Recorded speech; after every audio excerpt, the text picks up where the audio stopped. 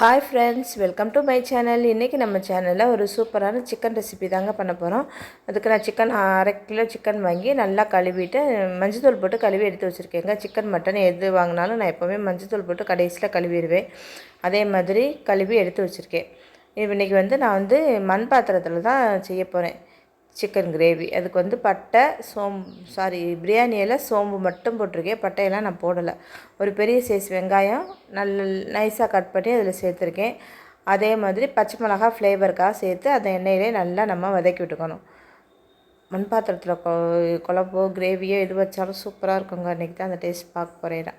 அதுக்கப்புறம் சின்ன தக்காளி, ஒரு மீடியம் சைஸ் தக்காளி 2 எடுத்து நான் கட் பண்ணி இதில் சேர்த்துருக்கேன். தக்காளி வதக்கிறதுக்கு நம்ம எப்பவும் போல் கொஞ்சம் கல்லுப்பு போட்டு வதக்கிடணும்.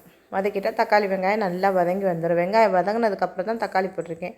நல்லா வதங்கினதுக்கப்புறம் இஞ்சி பூண்டு பேஸ்ட்டு நான் ஒரு 1.5 ஸ்பூன் அளவுக்கு போட்டுக்க போகிறேன்.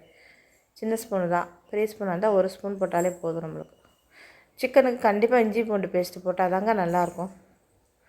அதுக்கப்புறம் நல்லா வதங்கினதுக்கப்புறம் நான் கழுவி வச்சுருக்கேன் சிக்கனை இதில் சேர்த்துக்கிறேன்.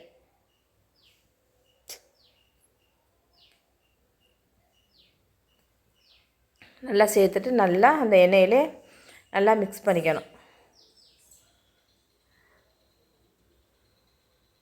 நல்லா மிக்ஸ் பண்ணிவிட்டு இந்த இஞ்சி பூண்டு பேஸ்ட்டையும் சேர்த்து அதனோட பச்சை வாசனை போகிற அளவுக்கு நம்ம நல்லா வதக்கி விட்டுறணும். நம்ம எண்ணெயிலே வதக்கி அந்த இஞ்சி பூண்டு பேஸ்ட்டு எல்லாத்தோட பச்சை வாசனை எல்லாம் போனதுக்கப்புறம் தான் நம்ம மசாலா சேர்த்துக்கணும். கொஞ்சம் மஞ்சத்தூள், ஒரு 1.5 ஸ்பூன் அளவுக்கு மிளகாத்தூள், 2 ஸ்பூன் அளவுக்கு மல்லித்தூள் சேர்த்துருக்கேன். கொஞ்சமாக கரம் மசாலா தூள் எல்லாமே சேர்த்து அதையும் அதில் போட்டு நம்ம நல்லா அந்த எண்ணெயிலே நல்லா வதக்கி விட்டுறணும். எண்ணெயிலே கொஞ்சம் நேரம் ஒரு நிமிஷமாவது வதக்கிட்டு அதுக்கப்புறம் தண்ணி சேர்த்துக்கோங்க. ஏன்னா சிக்கன்லேயே கொஞ்சம் தண்ணி விட தான் செய்யும். அதனால் கொஞ்சம் நம்ம கிரேவியை தானே செய்ய போகிறோம். அதனால் ரொம்ப தண்ணி ஊற்றாமல் கொஞ்சமாக ஊற்றிக்கிறேன். அது கொதித்து வற்றி வர கரெக்டாக இருக்கும். உப்பு நம்ம ஆல்ரெடி தக்காளி வதங்கும் போதே போட்டிருக்கோம். பார்த்துக்கிட்டு தேவைன்னா இப்போ போட்டுக்கலாம். இல்லைன்னா நல்லா ஒரு மூடி போட்டு நல்லா மிக்ஸ் பண்ணிவிட்டு எல்லாமே மிக்ஸ் ஆகிற மாதிரி மிக்ஸ் பண்ணிவிட்டு நம்ம ஒரு மூடி போட்டு மூடி நல்லா வேக வச்சுக்கணும். இடையில எடுத்து நம்ம கிளறி விட்டு பார்த்துக்கணும்.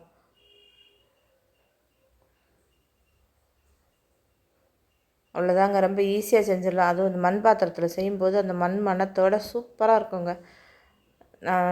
இதுக்கு ஒரு பாத்திரமும் மீன் குழம்பு வைக்கிறதுக்கு ஒரு இப்போ மண் சட்டியும் வாங்கியிருக்கேன். இதை நான் அரிசி கழுவுன தண்ணியை ஒரு நாள் ஓவர் நைட்டு ஊற வச்சுட்டு மறுநாள் அந்த தண்ணியோடு தூக்கி வச்சு நல்லா கொதிக்க வச்சு எடுத்துக்கிட்டேன். அதே மாதிரி அப்புறம் 2 நாள் வடித்த தண்ணி சோறு வடித்த கஞ்சி அதில் ஊற்றி வச்சுருந்தேன். அவ்வளோதாங்க, நல்ல பழக்கமாகிடுச்சு சட்டி. இதே மாதிரி நீங்களும் பழக்கப்படுத்திட்டு இந்த மாதிரி சிக்கன் மட்டன் மீன் குழம்பு கண்டிப்பாக மீன் குழம்பு வைங்க, சூப்பராக இருக்கும். அன்றைக்கி சிக்கன் குழம்பு தான் ஃபஸ்ட்டு சிக்கன் கிரேவி வச்சுருக்கேன். கடைசியாக இறக்க போயில நான் அந்த மல்லித்தலை தூவி இறக்கிட்டேன். தேவைப்பட்டால் 1 ஸ்பூன் 1/2 ஸ்பூனுக்கிட்ட கொஞ்சமாக காரம் கம்மியாக இருந்ததுன்னா மிளகுத்தூள் போட்டுக்கோங்க, சூப்பராக இருக்கும். தேங்க்யூ.